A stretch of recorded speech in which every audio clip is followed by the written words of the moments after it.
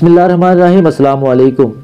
सुल्तान सलाहुद्दीन अयूबी तारीख़ इस्लाम बल्कि तारीख़ आलम के मशहूर तरीन फ़ातिहीन और हुक्मरानों में से एक हैं। वो 1138 में मौजूदा इराक़ के शहर तकरीत में पैदा हुए। उनकी ज़ेर क़यादत अयूबी सल्तनत ने मिस्र, शाम, इराक़, यमन, हिजाज और दियार बकर पर हुकूमत की। सुल्तान सलाहुद्दीन अयूबी को बहादुरी, फ़याज़ी, हुस्न अखलाक, सहाबत और बुर्दबारी के बायस न सिर्फ मुसलमान बल्कि ईसाई भी इज़्ज़त की निगाह से देखते। सुल्तान सलाहुद्दीन अयूबी को फ़ातिह बैतुल मुक़द्दस भी कहा जाता है, जिन्होंने 1187 में यूरोप की मुत्तहिदा अफ़वाज को इबरतनाक शिकस्त देकर बैतुल मुक़द्दस उनसे आज़ाद करा लिया था। दोस्तों, आज का मौज़ू सुगन सुल्तान सलाहुद्दीन अयूबी की दास्तान हयात पर मबनी है, लेकिन हस्ब रिवायत आपसे गुजारिश करेंगे कि रेड बटन को क्लिक करके और बेल आइकन को प्रेस करके दास्तान गो के सब्सक्राइबर बनना मत भूलिए, ताकि ऐसी इन्फॉर्मेटिव वीडियोस आपको हर वक्त और बर वक्त मिलती रहें।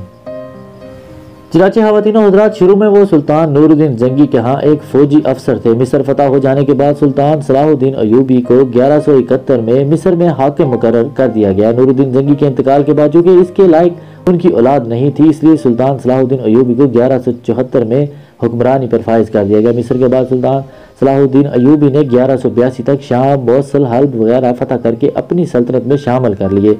इस दौरान सलीबी सरदार रोनाल्ड के साथ 4 साल सुलह का मुआहदा भी हो चुका था, जिसकी रूह से दोनों एक दूसरे की मदद करने के पाबंद थे, लेकिन ये मुआहदा महज कागजी और रस्मी था। सलीबी बदस्तूर अपने इश्तिगाल अंगेजी में मसरूफ थे और मुसलमानों के काफिलों को मुकम्मल तौर पर लूट मार कर रहे थे। हतीम की फतह के बाद सलाहुद्दीन ने बैतुल मुक़द्दस की तरफ रुख किया। एक हफ्ता तक खून रेजी की जंग के बाद सलीबियों ने मुकम्मल तौर पर हथियार डाल दिए।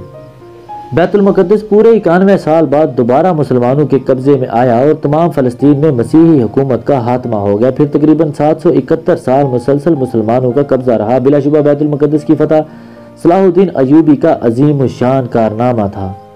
जब बैतुल मुक़द्दस पर कब्जा की खबर यूरोप पहुंची तो यूरोप में कोहराम मच गया। हर तरफ लड़ाई की तैयारियां होने लगी। जर्मनी, इटली, फ्रांस और इंग्लिस्तान से फौजों की फौजें फ़लस्तीन के लिए रवाना होने लगी। यूरोप की इस मुत्तहिदा फौज की तादाद 6 लाख थी।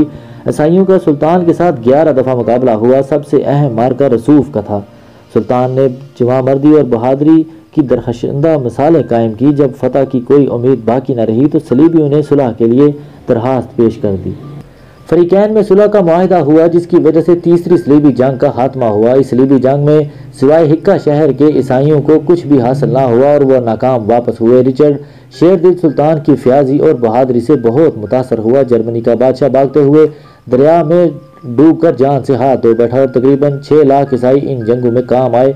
तीसरी सलीबी जंग में सुल्तान सलाहुद्दीन अयूबी ने साबित कर दिया कि वो दुनिया का सबसे ताकतवर तरीन हुक्मरान है। 1187 में ईसाइयों के सरदार रोनाल्ड ने यह जिसारत की कि बहुत से दीगर ईसाई अमरा के साथ मिलकर मदीना मुनव्वरा पर हमले की गर्ज से हिजाज मुक़द्दस पर हमला आवर हुआ। सुल्तान सलाहुद्दीन अयूबी ने उनकी सरगर्मियों की रोकथाम के लिए बहुत से सख्त इक़दाम किए और फौरी रोनाल्ड का ताक़ब करते हुए हतीम में उसे जा पकड़ा। सुल्तान ने यही दुश्मनी के लश्कर पर एक ऐसा आतशगीर मादा डलवाया जिससे ज़मीन पर आग भड़क उठी। चनाचे 1187 को हतीम के मकाम पर तारीख की खतरनाक जंग का आगाज़ हुआ। इस जंग के नतीजा में 3000 ईसाई हलाक हुए और इतने ही कैदी बना लिए गए।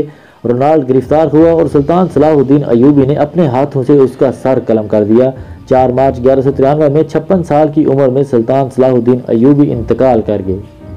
उनको शाम के मौजूदा दारुल हुकूमत दमिश्क के मशहूर ज़माना उम्मी मस्जिद में सुपुर्द हाक किया गया। सुल्तान सलाहुद्दीन अयूबी ने कुल 20 साल हुकूमत की। एक अंग्रेज़ मौरख लैन पोल ने भी सुल्तान की बड़ी तारीफ़ की और लिखता है कि उसने अवाम की मोहब्बत और उनके मामलात में दिलचस्पी लेकर हर दिल अजीज़ी की दौलत कमाई। अपना खजाना उसने हल्के खुदा की खिदमत में सर्फ कर दिया और देखा गया कि उसके ज़ाती खजाने में उसकी तदफीन के लिए भी रकम नाकाफ़ी थी। उम्मीद करते हैं ये सेशन दास्तान गो का आपको पसंद आया होगा। पसंद आने की सूरत में इसे फेसबुक और व्हाट्सएप पर ज़रूर शेयर कर दें और जाते जाते रेड बटन को क्लिक करके और बेल आइकन को प्रेस करके दास्तान गो के सब्सक्राइबर बनना मत भूलिए, ताकि ऐसी इन्फॉर्मेटिव वीडियोस आपको हर वक्त और बर वक्त मिलती रहे। अपना और अपने इर्द गिर्द के लोगों का ख्याल रखिए। आज के लिए दास्तान गो को इजाज़त दीजिए। अल्लाह निगहबान।